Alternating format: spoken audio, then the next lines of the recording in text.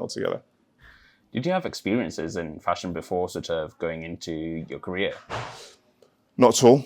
Again, I think it goes back to what I said to you before. I think the experience was more about working up through buying, merchandising, product, understanding product, being obsessive over apparel, footwear, do you know what I mean? The space, and then being obsessive over music and art, do you know what I mean? Being obsessive over those spaces and kind of finding, I was lucky enough to find a route, do you know what I mean? A route of travel and connect with people that were inspiring for me to kind of move into this direction of travel. And that was kind of the main journey.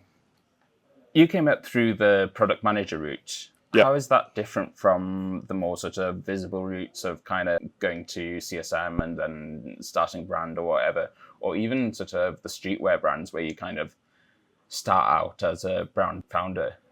I think, that's a massive question. I think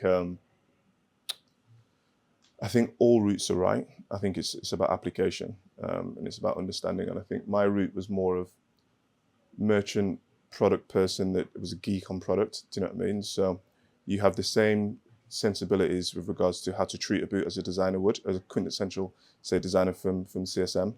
But then you also have a business acumen that helps you understand where that end product will be. So I think it goes back to what we said before. It's the balance of understanding, having a taste and having a point of view on kind of creativity and what we should be doing versus as actually our consumers going to buy this and are they going to engage in the storytelling. And I think that's kind of where you get the balance. But I've also worked with, we have designers here that think exactly the same, but they came from the traditional route, right? So I think that's the beautiful thing about this organization. And then to answer your question on some of these streetwear brands, I think some of these individuals that have started these organizations also started out as salespeople, do you know what I mean? Or started out as marketeers.